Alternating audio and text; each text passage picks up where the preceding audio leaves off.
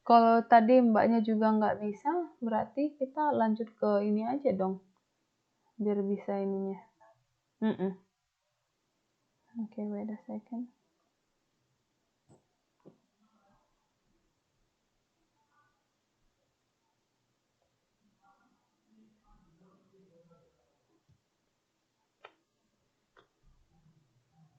Oke, bisa lihat kembali.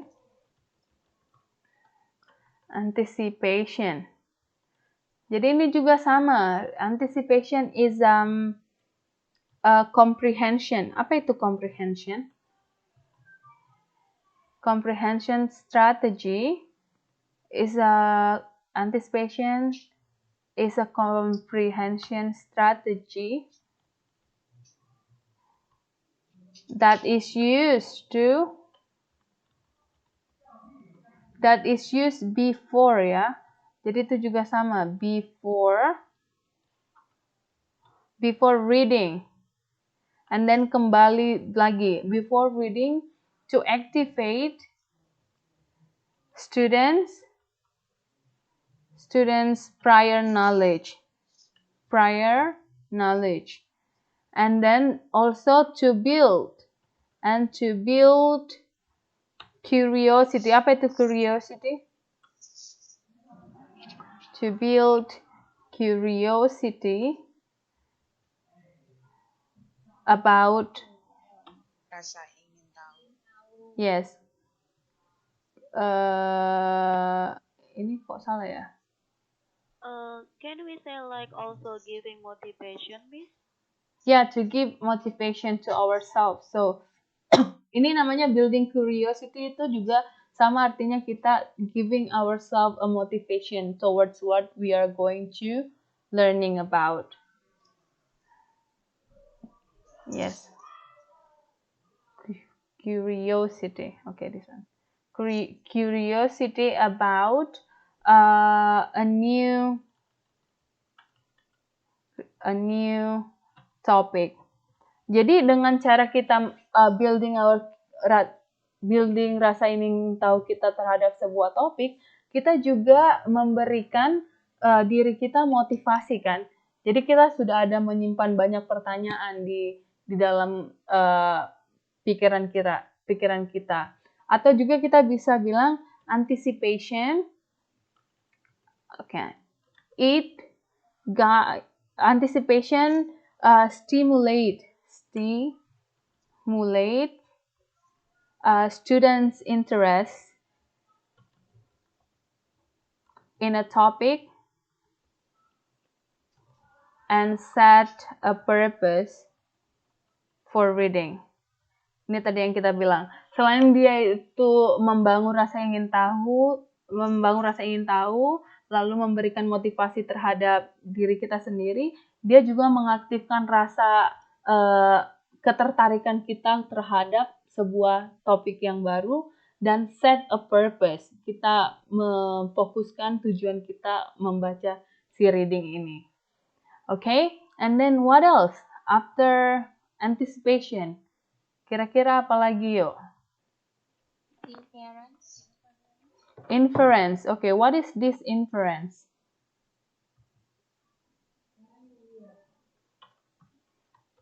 Inference. Ada beberapa inference yang kita pelajari kemarin. Evening, Miss. Sorry, my protein very heavy. Iya, Mbak. My protein cough very heavy, so maybe I'm late enter class. Okay. Yes, it's okay. I'm late. It's late. Okay. Okay, inference ini sendiri artinya apa sih inference?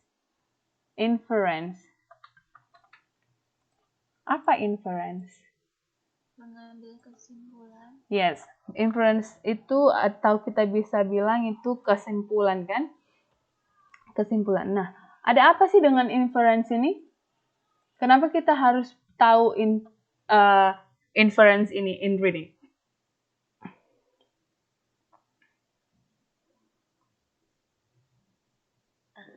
Like giving summary atau Yes. menyimpulkan dari teks atau pembacaan yang telah kita baca. Jadi untuk mengukur juga sejauh mana pemahaman kita tentang bacaan yang sudah kita baca tersebut. Yes, jadi kita juga pengen tahu sejauh mana kita sudah tahu tentang topik yang kita baca. Jadi kita harus menyimpulkan. So, why do we need inference atau inference itu sendiri adalah the ability atau kemampuan to understand the meaning of a passage, the meaning of a passage of a text without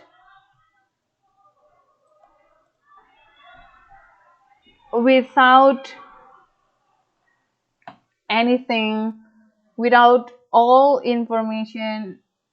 information being spelled out. Jadi ini tadi yang udah dibilang Mbaknya itu untuk memahami sejauh mana kita tahu tentang sebuah passage atau sebuah story atau sebuah topik. Dan juga inference ini kemampuan untuk mengerti, kemampuan untuk memahami apa arti dari sebuah topik. Jadi kita harus menguji diri kita sendiri juga sejauh mana kita tahu tentang topik ini.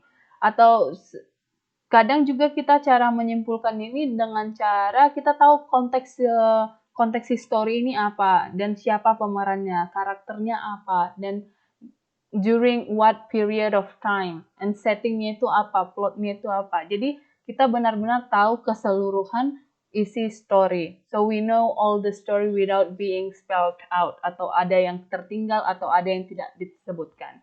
Okay? Why do we need to inference? To measure our understanding towards a topic or a text or a story. Yes. Okay. What else we learn about?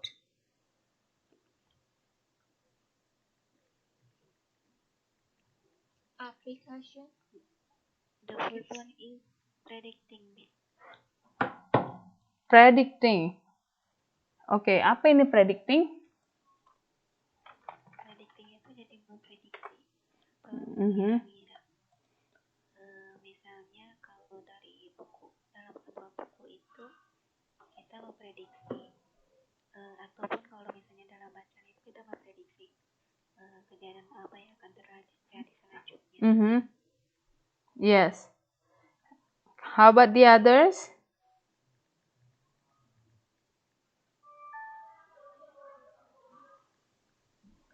Jadi ini juga tadi hampir sama dengan antisipasi ya.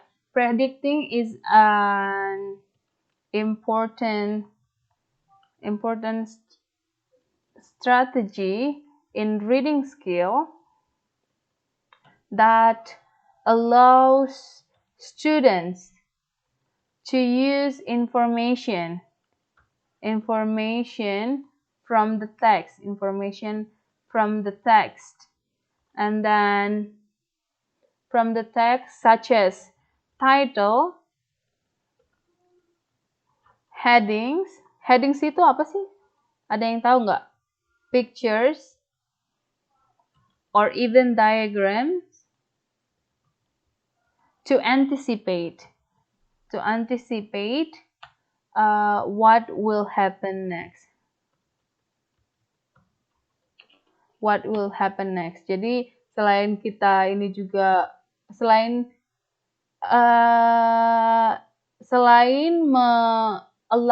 mengizinkan students to use information from the book like text, titles, headings, pictures, and dia juga dengan cara ini kita juga bisa membuild atau membangun curiosity dan motivation dalam diri kita juga, why we want to learn this one. Okay, what else? Coba dari yang lainnya dulu. Coba yang teman-teman yang lain. Let me call you. Mbak Eka. Yes. What else did we learn in this semester? Cohesion device. Okay, cohesion devices. Apa ini cohesion devices, Mbak?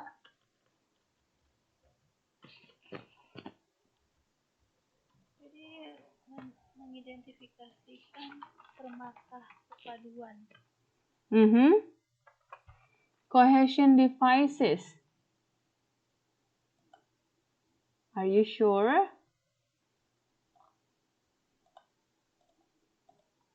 Kira-kira cohesion devices ini apa? Permata kepaduan. Perpaduan sebuah Kalimat. Perpaduan di dalam sebuah kalimat, kan? Nah, selain namanya cohesion devices ini, biasanya kita mendengarkan selain kata cohesion devices, what do you know about cohesion devices? Some people call cohesion devices linking words. Untuk menyatukan sebuah antara satu kata dengan kata yang lainnya. Kalimat yang lainnya. Atau juga people bilangnya connectors. Nah, ada yang bisa ini nggak yang sebutkan arti cohesion devices?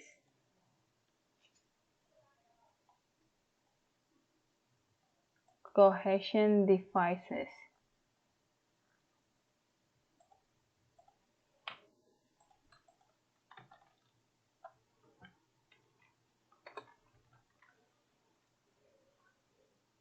Cohesion devices are words that used to show how the different parts of a text can fit together. Ya nggak sih, dalam satu teks kan nggak cuma subjek doang, nggak cuma predikat doang, nggak cuma kata kerja, kata keterangan, nggak cuma nggak cuma connector, but how these grammatical structure words can fit together. Bagaimana setiap kata ini menduduki sistem gramatikal yang berbeda, tapi tetap mempunyai satu pengertian yang komplit gitu. Jadi kita konektor ini untuk menyatukan kata yang satu dengan kata yang lainnya atau kalimat yang satu dengan kalimat yang lainnya dengan tapi tetap mempunyai arti yang sama gitu. Dan kohesi, terpadu dia. Ada yang bisa bikin contohnya kira-kira apa? Cohesion devices.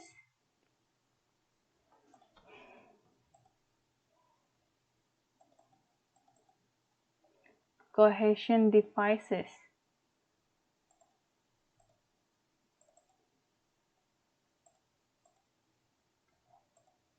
Masih ingat tentang ini nggak? Wait a second.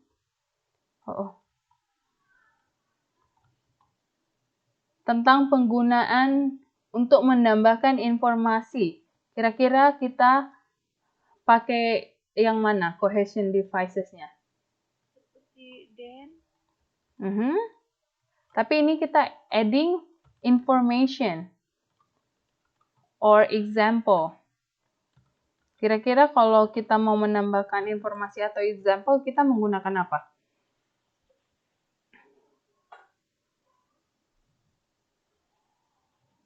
Untuk menambah start from ini, masih ingat tentang ini nggak? For example atau for instance. Yes. For example or for instance. Right? And then ada juga yang namely atau such as. Ya tak? Ada apa lagi? Selain ini ada also, ya nggak? Also, and ini salah penulisan. Also atau to. Ada as well or as well as. And then, masih ingat ini in addition. Coba dulu Mbak let me check. Mana ini namanya? Mbak Dina, can you make a sentence with number A, for example? For example.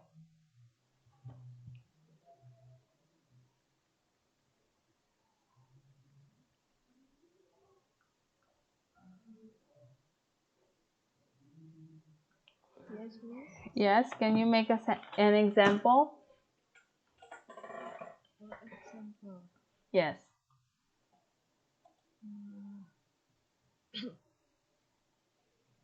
When do we need You can use any two colors, for example, red or or yellow. Like this.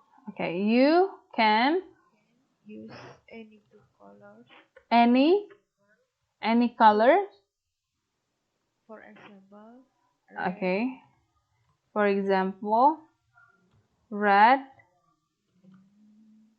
yellow, or black, for example. Yes. How about next one, Mbak Junita? Mbak Junita, what is the difference between namely and such as?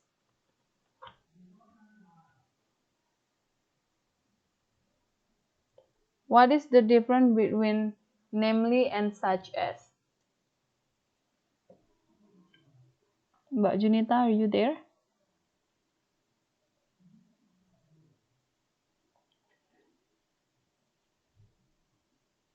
No. Oke, Mbak Kurniawati?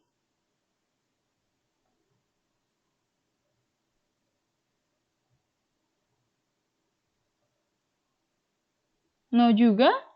Mbak Sri Indriati? I like seafood. Okay. First, what is the different use of namely and such as? Such as begitu, seperti begitu juga atau seperti itu. I like seafood as masakan laut.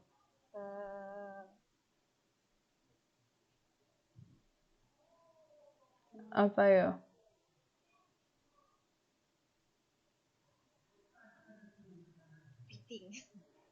Nah, namely and such as ini sama artinya juga memberikan contoh. Tetapi namely ini digunakan untuk menyebutkan semua contoh yang kalian maksud. Sementara such as, dia itu cuma memberikan satu atau beberapa dari contoh yang kalian maksud. Oke, kayaknya kemarin kan kita udah kasih contoh ya. Coba kita bilang namely. A few students in reading class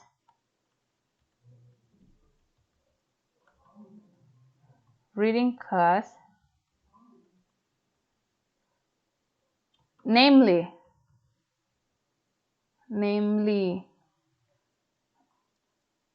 a few of the students, namely Bella, for example, Bella, Sintawati, Jahro,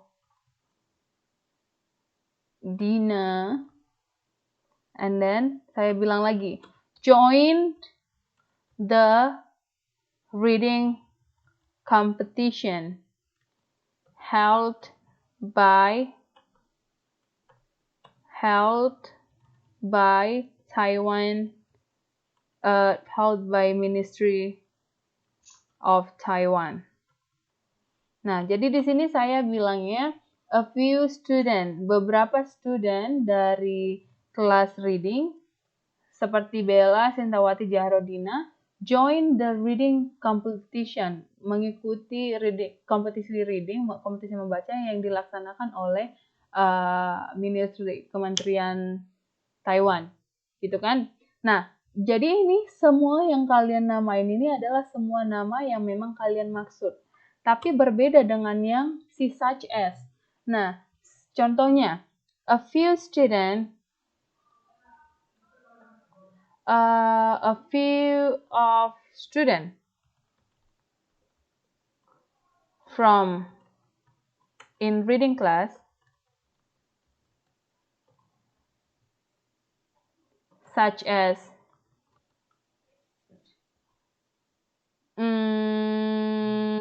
let's say Junita joined the reading competition. The reading competition held competition held by Ministry of Taiwan. Nah, kalau yang ini dia hanya satu atau beberapa saja yang mau disebutkan namanya. Okay, how about also? Can anyone give example of also?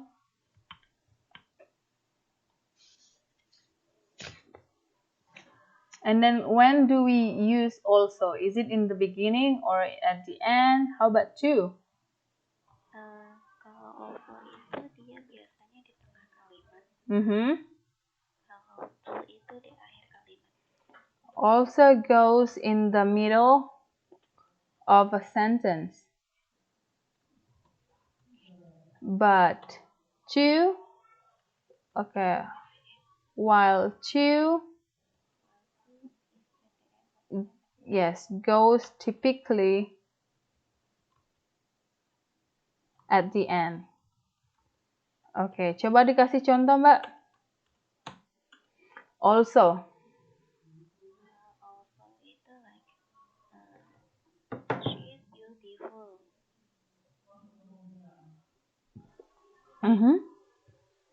She is also smart. Okay, she is beautiful and also smart. Yes. And also smart. How about two? Itu she is beautiful. She is beautiful and smart. Yes, and smart too. Nggak tutup jendela, Mbak? Oke, saya harap kalian masih ingat ini tentang ini semua. How about yang terakhir deh? Saya tanya. In addition. In addition ini digunakan di awal kalimat untuk menambahkan idea, atau membangun dan mengembangkan poin, yes, mengembangkan ide baru atau poin sebelumnya. Okay, do you guys have any idea about this one? In addition. Yes, in addition. That is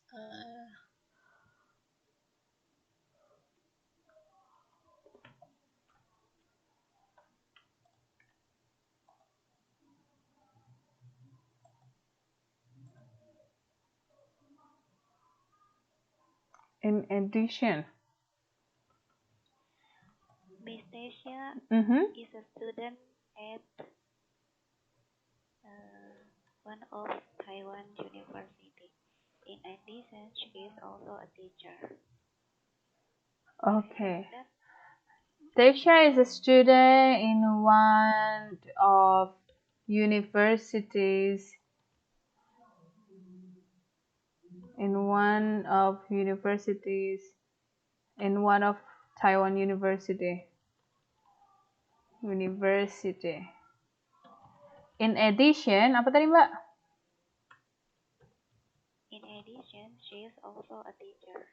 In addition, she is also a teacher. Right. Tapi bisa juga dibilang in addition, she also works as a teacher. Yes, begini. Okay, very good. How about yang lain? Saya tanya yang ini deh, yang baru-baru ini. Yang baru-baru ini juga saya minta kalian untuk mengerjakan. It's about sentence. Right? How many types of sentence do we have? 4. Okay. What is the first one? Declarative. Declarative sentence. Okay. What is this declarative sentence? It's about statement. And then? Declarative sentence is about statement atau make a statement, right? Declarative sentence makes a statement atau it usually tells us something. It gives the reader information. Yes.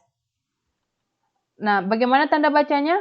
And end with a full stop or yes, atau period. Atau tanda ini. Coba dibikin dulu. Yang ininya. Sentence. We are having English class. Apa lagi? The ice is melting. Coba yang lain.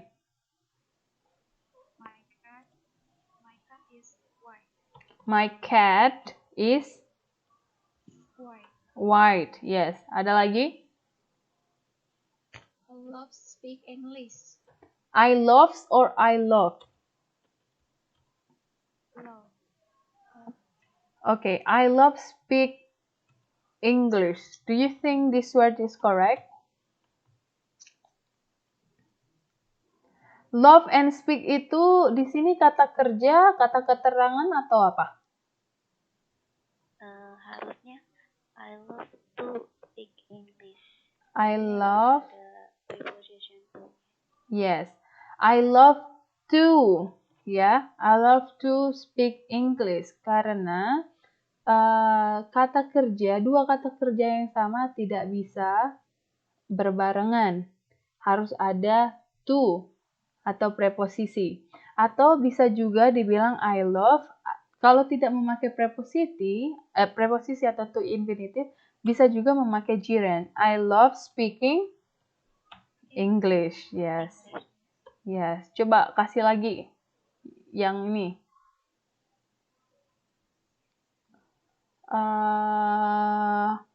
A very simple when you want to introduce your name. My name. Yes, my name is Tasha. Atau I live in Taipei, for example. Yes. And then setelah itu tentang. I want to add one more, Miss. Okay, I like to watch Korean drama. Okay, I like to watch Korean drama. Atau I love watching Korean drama. Okay. Selain yang ini yang a very simple simple sentence, kita juga ada bilangnya apa? Ini adalah simple sentence. Compound. Yes, ada compound sentence.